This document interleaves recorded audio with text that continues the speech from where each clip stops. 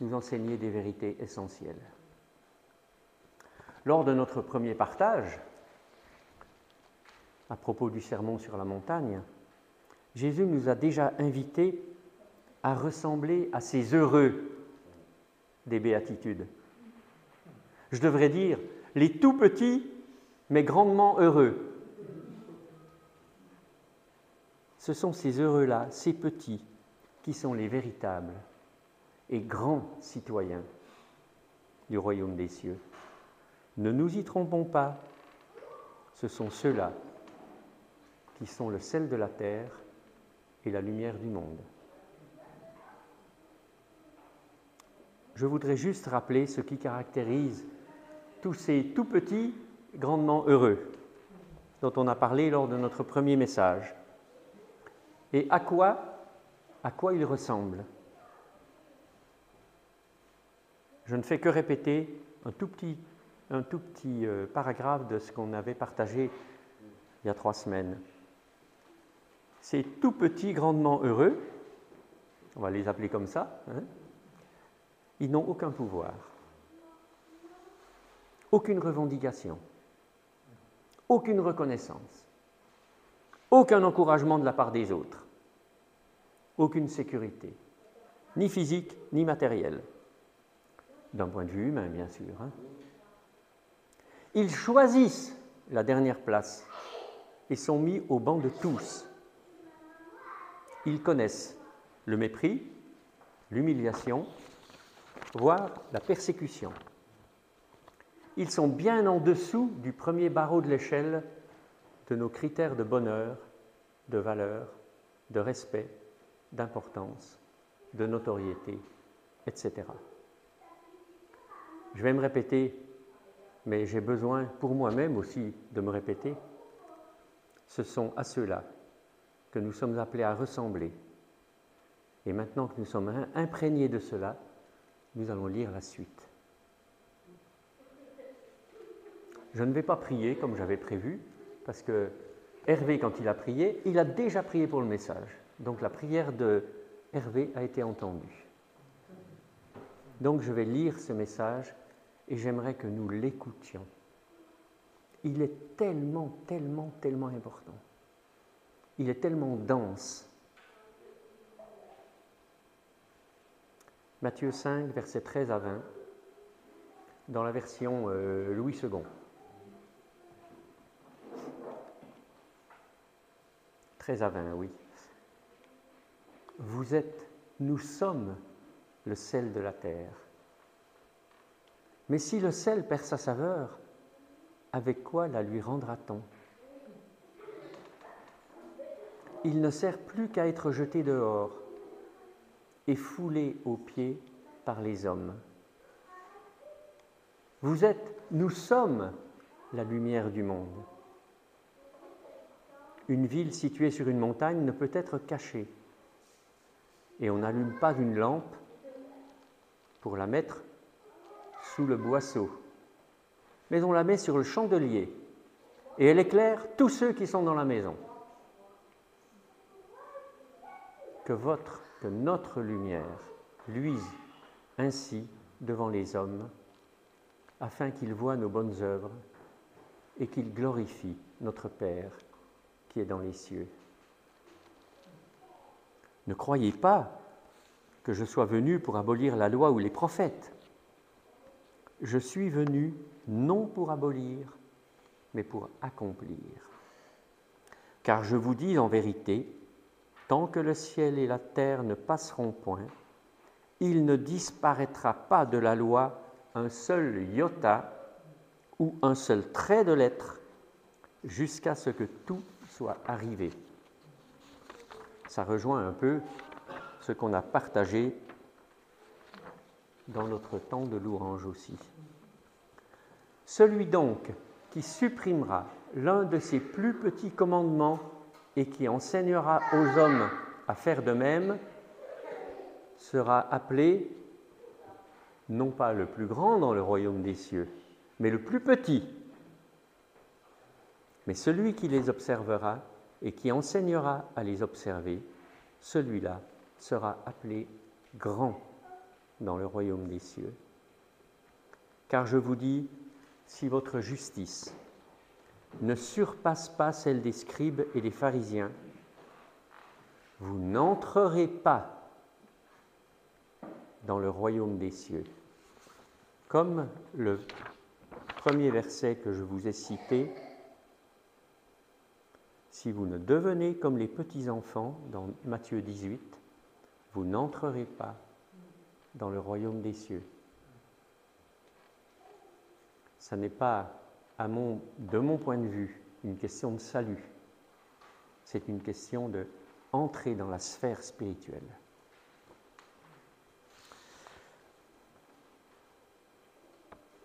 Ce que je vous propose, comme la première fois,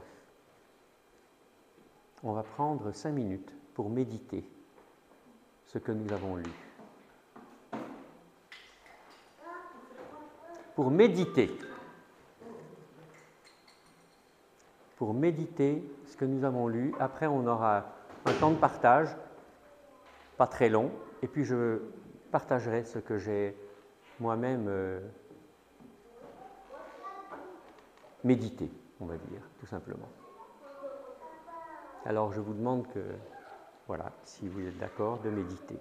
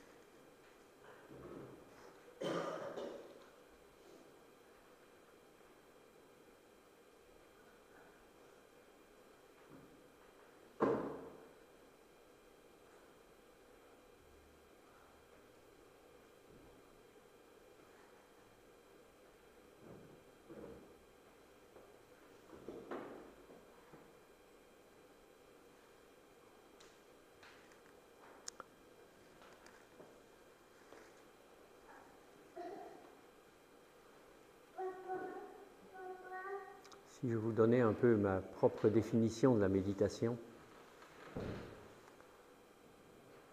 je dirais que c'est mettre mon cœur au niveau de celui de Dieu pour l'écouter dans ce qu'il a à me dire. Alors, si vous le voulez bien,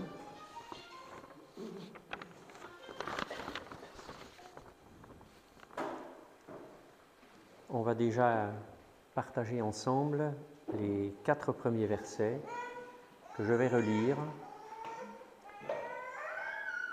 Vous êtes le sel de la terre, mais si le sel perd sa saveur, avec quoi la lui rendra-t-on? Il ne sert plus qu'à être jeté dehors et foulé aux pieds par les hommes. Vous êtes la lumière du monde. Une ville située sur une montagne ne peut être cachée.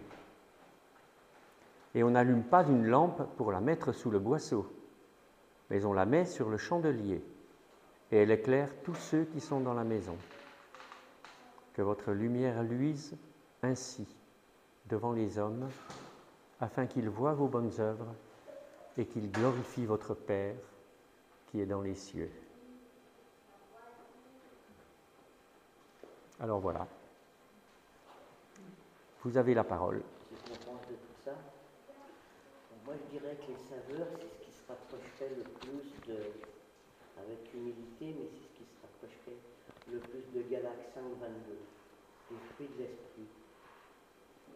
Ce serait ces saveurs-là qui devraient nous envahir, notre âme, notre cœur, et qu'ainsi, ça déborde de nous-mêmes en présence des autres. Et que le témoignage de ce que l'on serait à ce moment-là illumine les autres et leur donne envie de chercher d'où ça vient. Et quelle est la voie que moi j'ai pris, par exemple, pour être dans cet état de bonheur perpétuellement. Tout à fait. Je suis d'accord avec ce que tu viens de dire. C'est, à mon sens, complètement biblique et très encourageant pour nous. Il y a d'autres... oui? En parlant du sel, le sel, c'est... si on n'a pas de sel, on a des crampes. Alors, il y avait un prédicateur qui nous a dit qu'en fait, si la terre manque de sel, donc les chrétiens, tant que les chrétiens seront là, on aura du sel. Mais quand il n'y aura plus de sel, ça sera une grande crampe. Et des fois, on voit maintenant qu'on commence à avoir ces grandes crampes. C'est peut-être Fernand Legrand qui nous a inculqué ça. Oui. Très intéressant comme réflexion. J'ajouterai une chose, c'est que le chrétien aussi peut avoir des crampes. Hein? Parce qu'il n'a pas assez de sel. Voilà, je crois qu'il faut que... Souvent, on pense aux autres, hein, mais vous avez remarqué que Jésus, là, il parle à ses disciples. Nous l'écoutons ce matin, et c'est lui qui nous parle de notre sel à nous. Mais ce que tu as dit, ce qu'a dit Fernand Legrand, c'est totalement juste. Hein? L'esprit qui retient... Hein, tu voulais dire? Le sel dans l'Ancienne Alliance, c'est le symbole de l'alliance de Dieu. C'est le signe de l'alliance, le sel. Oui, tout à fait. On trouve ça dans le Lévitique au chapitre 2. Et si je ne me trompe... Non, mais je le connais pas par cœur, hein, je l'ai dans mon... Hein. Ne crois quand même pas que je suis une concordance ambulante. Hein. Si je ne me trompe, tu me reprendras. J'ai ouï dire il y a très très longtemps que le mot solde des soldats romains venait du mot sel parce qu'ils avaient une quantité de sel pour leur service. Oui, j'ai entendu ça aussi, j'ai entendu dire ça. Et donc c'était un engagement de leur part et un paiement de la part de leur chef. Oui, le contrat. Un contrat. Mais nous, notre engagement, il n'est pas rémunéré. C'est un engagement d'amour parce que nous avons reçu l'amour en premier. Oui. Et que nous comprenons ce que c'est que l'amour. Oui, mais notre engagement, c'est d'être salé, quand même. Tout à fait, tout à fait. D'ailleurs, c'est très fort, parce que si on perd notre saveur, on est donc à être foulé aux pieds par les hommes. Eh ouais. C'est quand même... la parole de Dieu, je trouve, elle tranche des fois. Hein?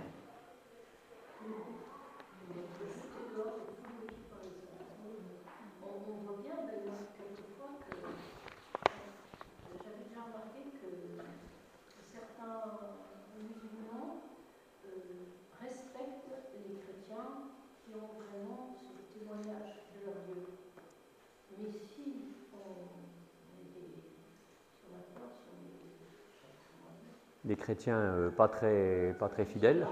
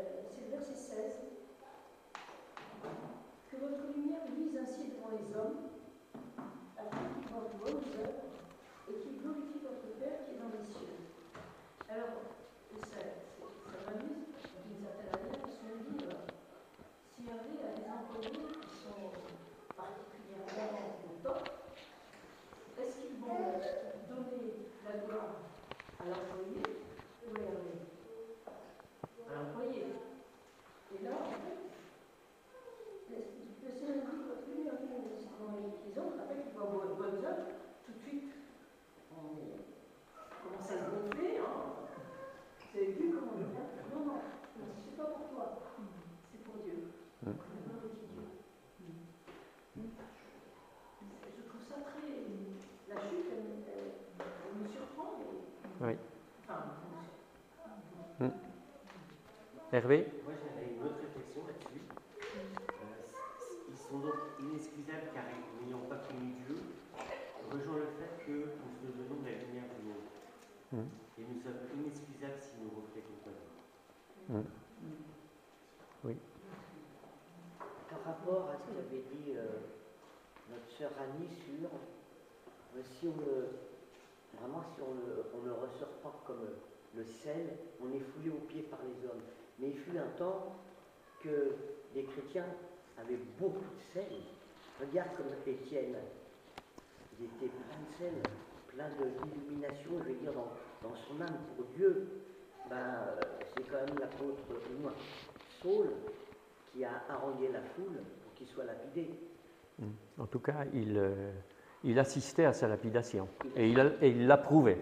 Oui, il l'a prouvé, quoi. Bon, je veux dire que il y a certains moments, c'était l'inverse, quoi. Tu avais pris le seul, tu étais puni. Et après, Jésus est venu, beaucoup ont cru, et puis c'est l'inverse, quoi. C'est ce que l'on vit maintenant. On doit vraiment être la lumière. Oui, mais ce qu'on oublie aussi peut-être, c'est qu'aujourd'hui, dans certains pays, les chrétiens qui ont du sel, ils sont persécutés comme Étienne. Hein? Mais bien sûr que c'est annoncé. Ça va venir. C'est quand même pas la même chose pour moi. Parce que quand c'est le Seigneur qui dit qu'on est bon, qu'elle peut jeter dehors et fouler aux pieds pour les hommes. Et pour moi, ça ne parle pas ça de la persécution. Ah, mais je pense pas qu'il... Non, je pense pas qu'on faisait allusion à cette partie. Hein?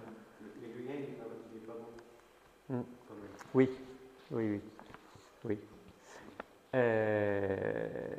Le lien que tu fais, je pense que le verset ici ne le fait pas. Hein?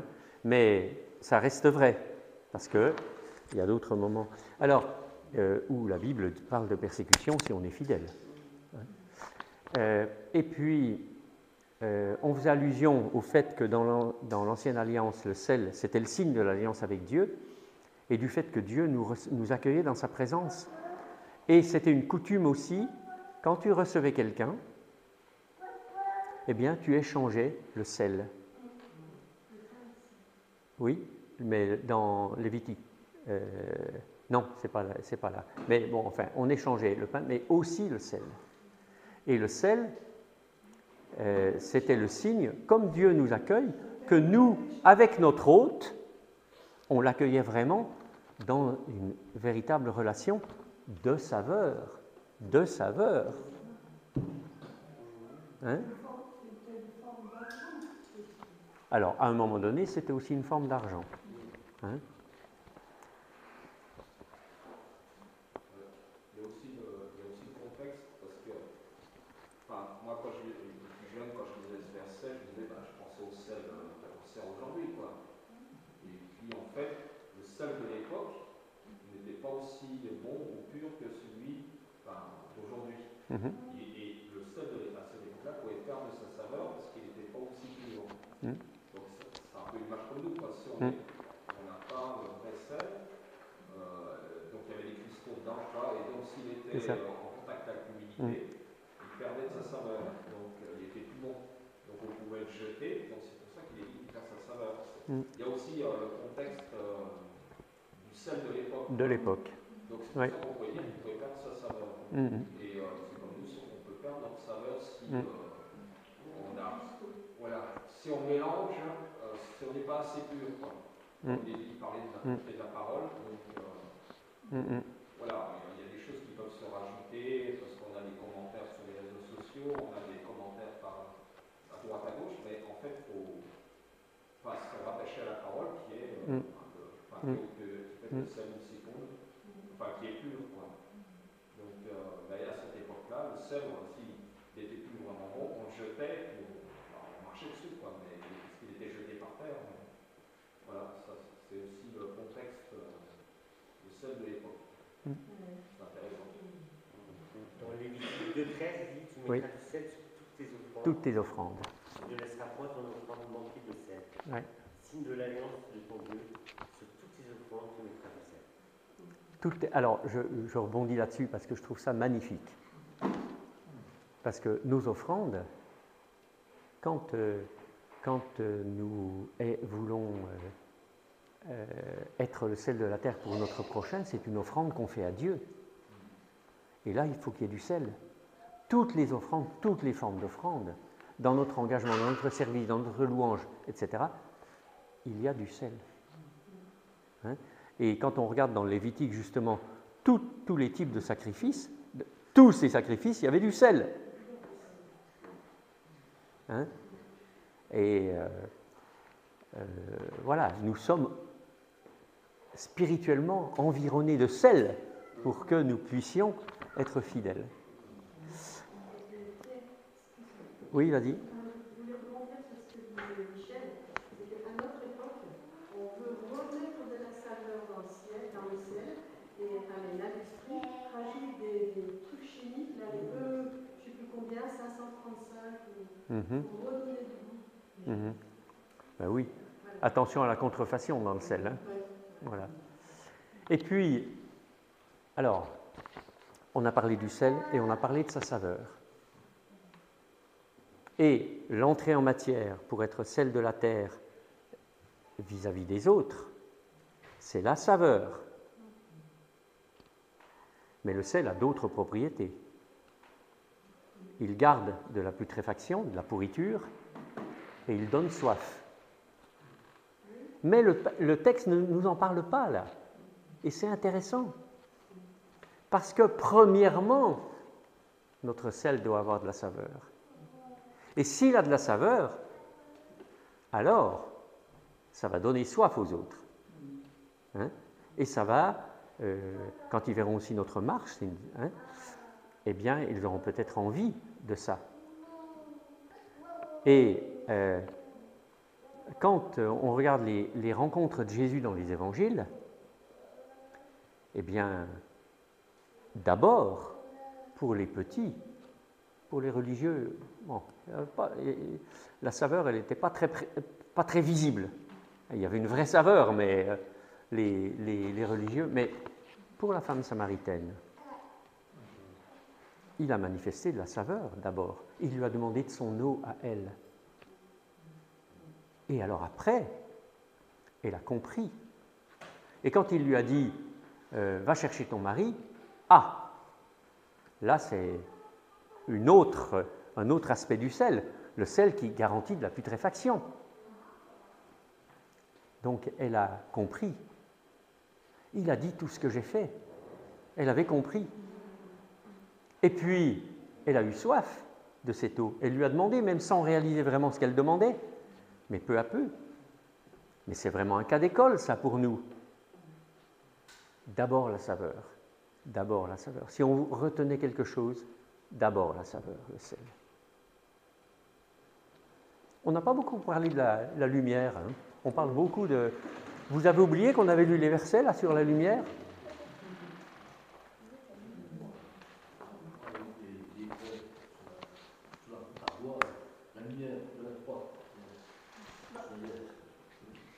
Ah oui, autour de la croix, ben oui.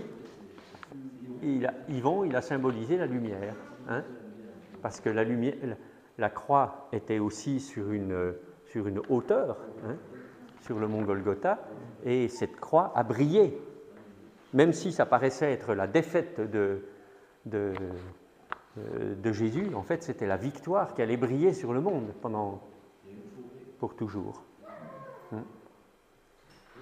La lumière est très importante parce que Jésus se définit comme étant la lumière du monde et il nous passe le relais.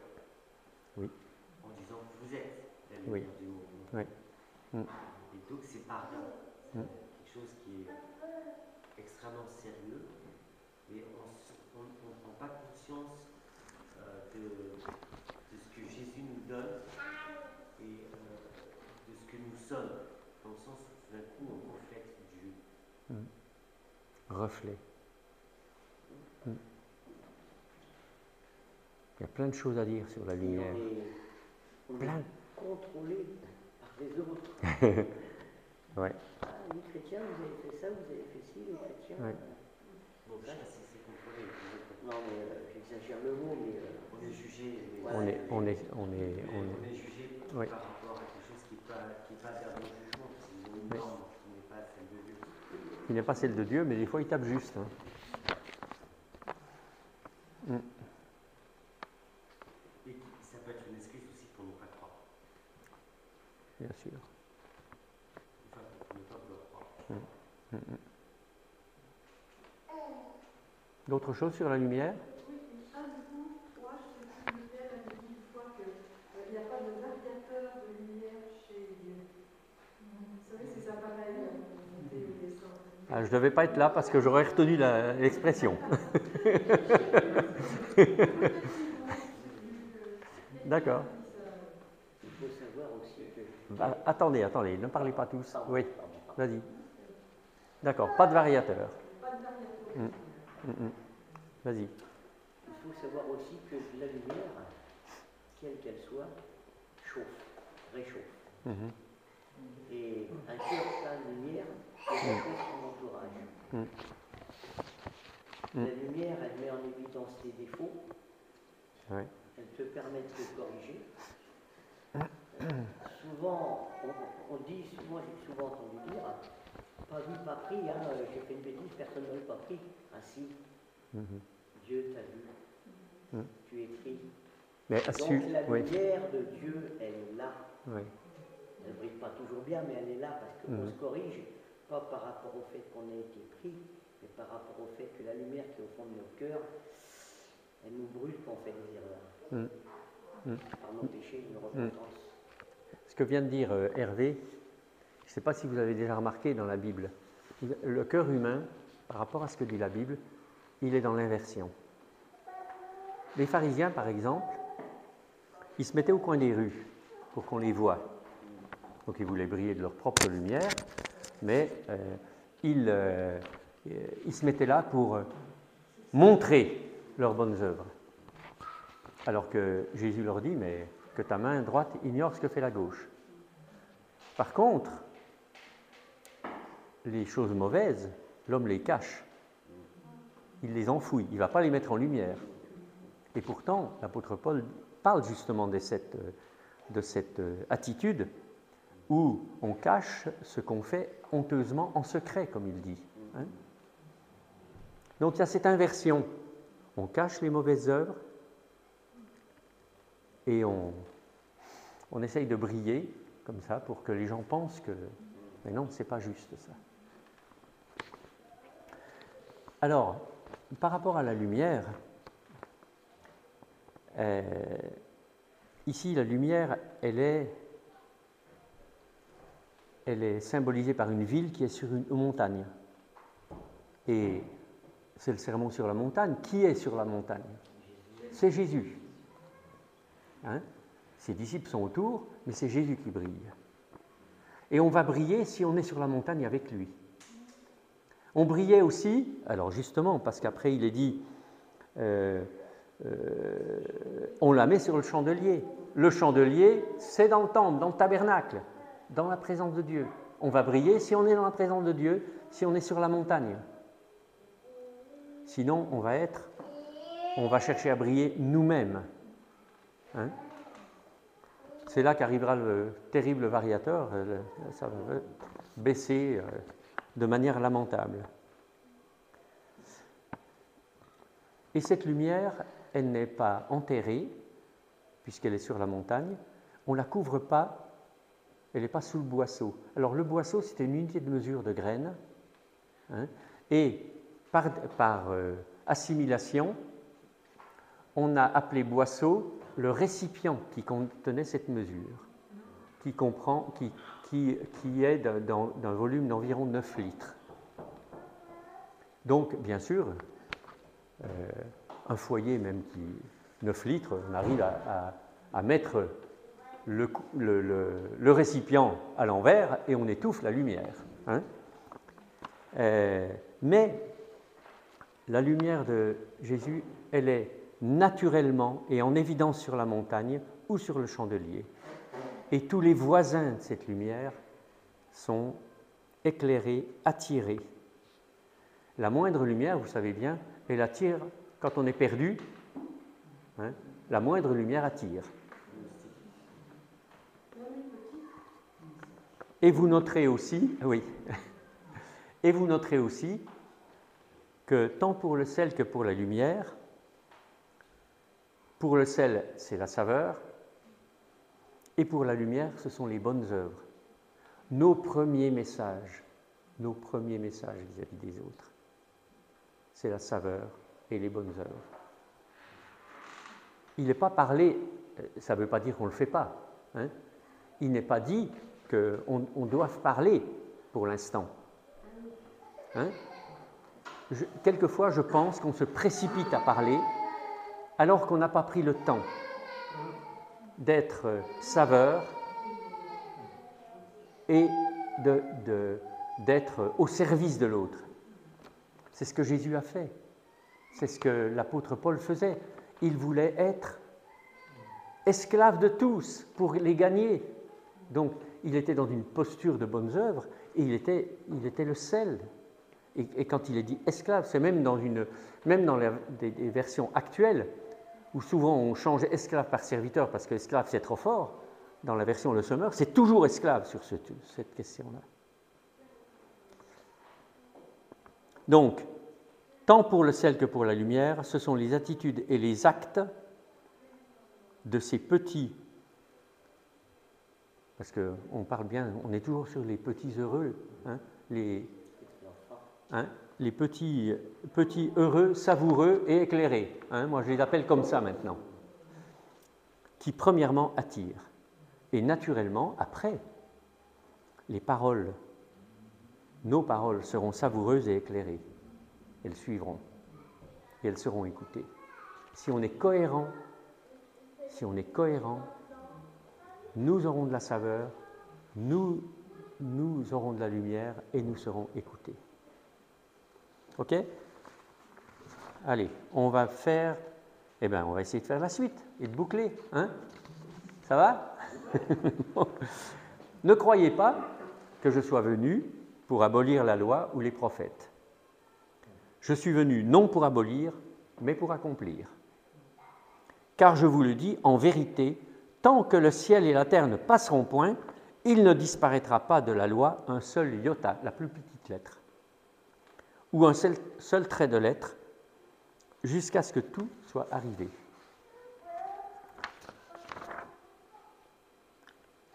Celui donc qui supprimera l'un de ces plus petits commandements et qui enseignera aux hommes à faire de même, sera appelé le plus petit dans le royaume des cieux, mais celui qui les observera et qui enseignera à les observer, celui-là sera appelé grand dans le royaume des cieux.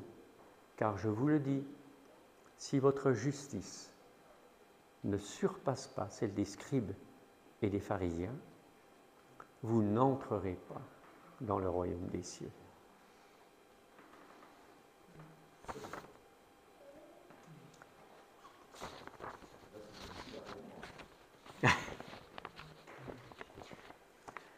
Alors, tu peux préciser? Parce que j'ai l'impression qu'il faut faire quelque chose de plus, enfin, de supérieur pour entrer dans le royaume des cieux.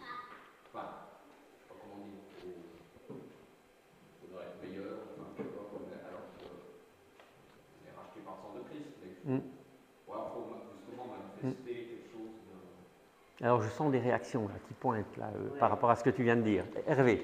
Ça reste dans un contexte avec des pharisiens et on n'est pas encore entré dans le temps de la grâce.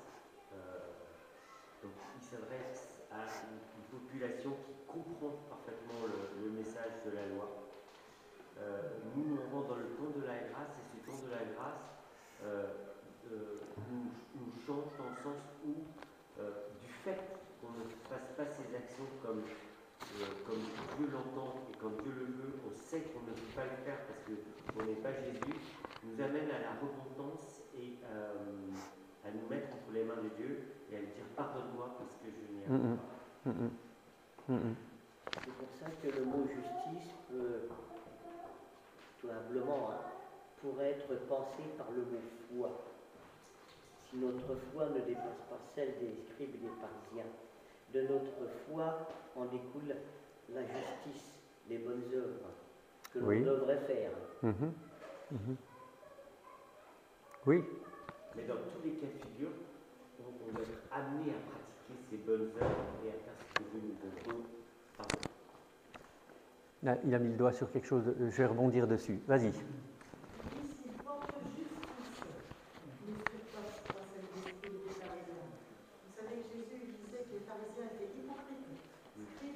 Voilà, donc je n'ai même pas besoin de parler. Vas-y, continue. Et donc la justice, selon Dieu, c'est que celui qui est coupable, qui se repent, qui se confie en Christ, il est sauvé.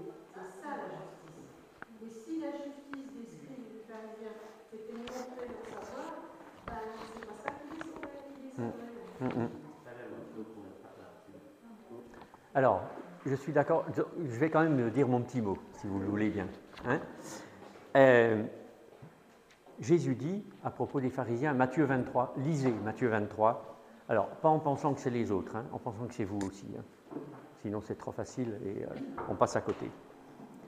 Toutes les choses qu'ils vous diront, faites-les et observez-les, mais ne faites pas selon leurs œuvres, car ils disent et ne font pas, mais ils lient des fardeaux pesants et difficiles à porter et les mettent sur les épaules des hommes, mais eux, ils ne veulent pas les remuer de leurs doigts. Pour moi, il y a plusieurs choses dans cette « si votre justice ne surpasse pas celle des pharisiens ». C'est d'abord la cohérence entre ce que je dis et ce que je fais. Donc là, on est déjà un petit peu petit. On est tous pris en défaut sur ce que nous disons, sur ce que je dis ce matin. Je sais que je suis pris en défaut sur certaines choses de ma vie, bien sûr. Si j'étais parfait, ça se saurait. Et justement, ça ne se sait pas. C'est que je ne le suis pas. Et donc, il y a cette question de cohérence. Mais il y a aussi, alors, Hervé y faisait allusion, la justice de la loi, c'était œil pour œil, dent pour dent. Puisque là, on y viendra, parce que moi, j'ai envie de continuer sur le sermon sur la montagne, parce que c'est tellement, tellement important comme message. Eh bien, on n'est pas sur œil pour œil, dent pour dent. Là, alors, non seulement on n'est pas sur œil pour œil et dent pour dent, mais on n'est pas, même déjà pour les Juifs de l'époque, on n'est pas sur la lettre de la loi, mais sur l'esprit de la loi. Et Jésus, il a dénoncé la lettre de la loi. cette attitude où, malgré des évidences, on ne déroge sur rien, quoi. Et l'esprit de la loi permettait des dérogations. Par exemple, quand les disciples de Jésus ont mangé des épis de blé. Mais ils se font un jour de... Merci, j'allais oublier. Un jour de sabbat, c'était ça le scandale. Un jour de sabbat. Et Jésus leur dit, mais vous n'avez rien compris. Je ne vais pas raconter l'épisode, mais vous n'avez rien compris. Hein? Mais je n'ai pas... comment c'est le verset? Si vous aviez compris ce que c'est miséricorde et non pas sacrifice, vous n'auriez pas condamné ceux qui ne sont pas coupables. Sur la lettre de la loi, ils pouvaient les condamner, mais sur l'esprit de la loi, ils ne pouvaient pas les condamner. Si vous aviez su ce que c'était que miséricorde. Et donc ça veut dire que nous avons, même du temps de la loi, les Juifs avaient cette obligation de miséricorde, d'attitude de cœur qui change le regard sur la loi. Et puis pour nous aujourd'hui, eh bien, on doit faire pareil. Que notre cœur soit un cœur de miséricorde. Et nous verrons juste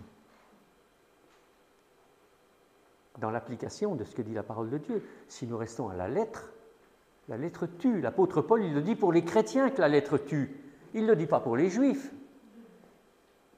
On est capable, comme les juifs. Et donc, nous avons besoin d'avoir un changement dans le cœur pour passer de la lettre à l'esprit.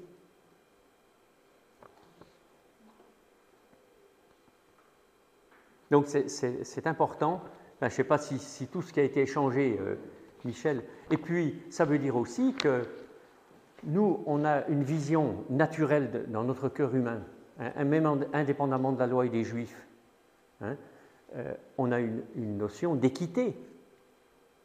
Mais dans la loi du royaume des cieux, l'équité, non, il faut abandonner, il faut donner, hein, il faut mourir à soi, il faut...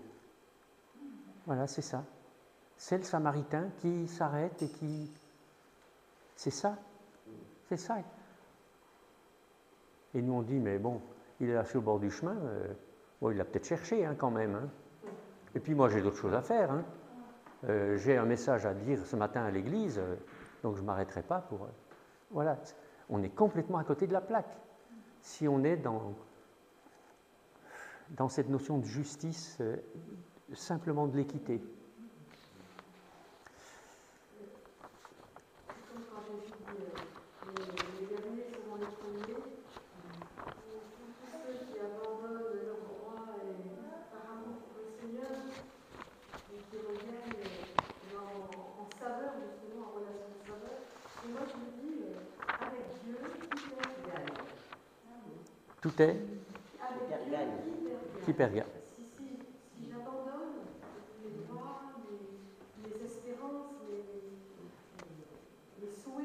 Oui. Je vais tout dans la main de Dieu, je suis gagnant. Mais Jésus dit lui-même, celui qui voudra sauver sa vie la perdra. Et celui qui veut la perdre par amour pour moi va la gagner. On est toujours dans l'inversion. Avec Jésus, on est toujours dans l'inversion de notre appréciation personnelle des choses. On est toujours dans l'inversion. On est comme de l'eau. De l'eau qui est distribuée dans la main du Seigneur, on prend la forme de la main du Seigneur. Alors, on a vu la fin du paragraphe, mais on n'a pas vu le début. C'est quand même bizarre. On a commenté tout de suite la fin du paragraphe, mais quand il est dit « Ne croyez pas que je sois venu pour abolir la loi ou les prophètes », verset 17, « Je suis venu non pour abolir, mais pour accomplir. Car je vous dis en vérité, tant que le ciel et la terre ne passeront point, il ne disparaîtra pas de la loi, un seul iota ou un seul trait de lettre, jusqu'à ce que tout soit arrivé. » Et c'est tout. Super. C'est super cette phrase. Ben oui. Dieu ne change pas et la parole de Dieu est vraie. C'est ça qui est important. Et alors, autant alors, il parle aussi, enfin, il parle à ses disciples, mais il y en a d'autres qui entendent, hein, un peu dans la périphérie, là, hein, dans la seconde ceinture, hein, je pense, là, sur la montagne. Les pharisiens, ils disent, mais ils ne font pas. Jésus, il dit, mais il fait. Et on ne peut pas toucher à la parole de Dieu. La parole de Dieu, c'est la parole de Dieu. Et je voudrais là-dessus ouvrir cette parenthèse que dans le monde chrétien, aujourd'hui, il y a quand même des mouvements où on remet en cause la parole de Dieu. On nous dit elle contient la parole de Dieu, mais elle n'est pas la parole de Dieu, enfin des trucs. Voilà. Et je crois qu'on peut se faire piéger avec ça. Hein? Mais Jésus dit, ce qui a été écrit dans la loi, ce que les prophètes ont dit, alors lui, il est la personnification de la vérité de la parole de Dieu, parce qu'à l'époque, c'était l'Ancien Testament, avec toutes les prophéties le concernant, il montrait réellement que la parole de Dieu disait vrai. Hein? Et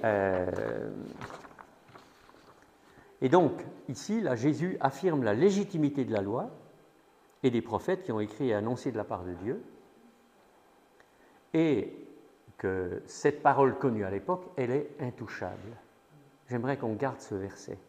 Elle est intouchable. Le Nouveau Testament, il est intouchable aussi.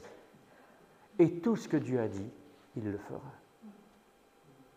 Il y a des promesses de la vie éternelle, des promesses. La parole de Dieu est intouchable. Et celui qui veut enlever quelque chose, hein, celui qui ne respecte pas aussi, cohérence, ou rajouter, oui merci, enlever ou rajouter. Hein, et ce qui est dit, c'est « et enseigner ainsi les autres ». Non seulement il enlève et il rajoute, mais il ne le fait pas pour lui-même, il enseigne aussi les autres. Celui-là sera le plus petit dans le royaume des cieux. Mais le texte nous dit que celui qui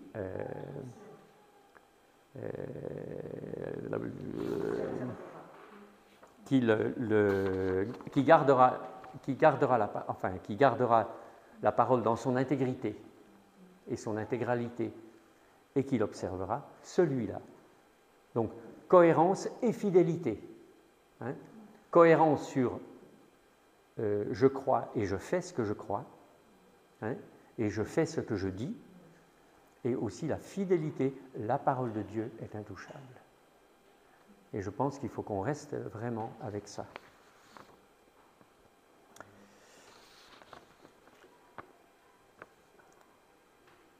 Pour terminer, les critères de la grandeur et de la petitesse dans la sphère de Dieu sont tellement différents de mon échelle personnelle. Sur les passages qu'on a lus, à la fois il y a 3 semaines et aujourd'hui, ceux qui souffrent sont tellement heureux. Ceux qui sont petits sont tellement grands. Et ceux qui sont grands sont tellement petits. Retenons ça. Nous sommes naturellement dans l'inversion. Nous évaluons de manière inversée à ce que dit la parole de Dieu. C'est pour ça que ces passages-là sont fondateurs et ils nous font changer. Acceptons de changer, que Dieu change nos cœurs. Je pensais à je n'avais pas pensé avant, j'y pense à l'instant. Change mon cœur, Seigneur, et purifie-moi. Change mon cœur. On peut le chanter? Allez, puis c'est pas tout à fait midi, alors on a le temps.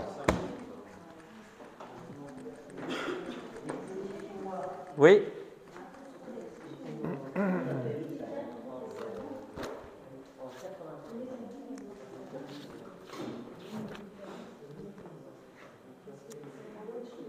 c'est le 369.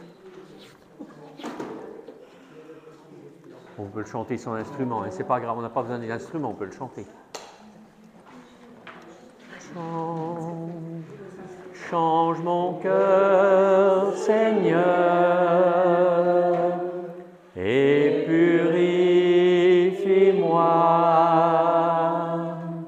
Change mon cœur, Seigneur, que je sois comme toi.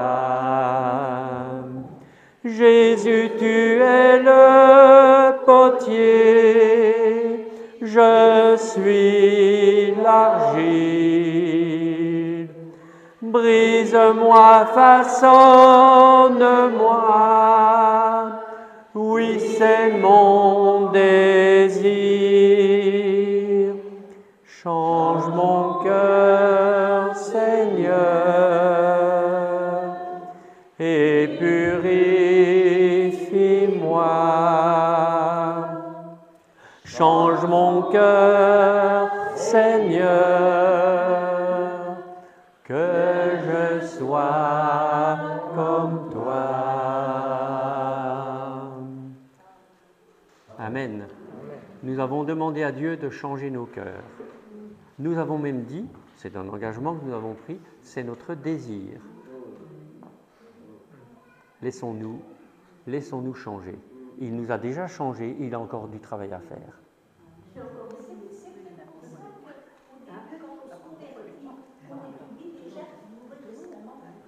Oui.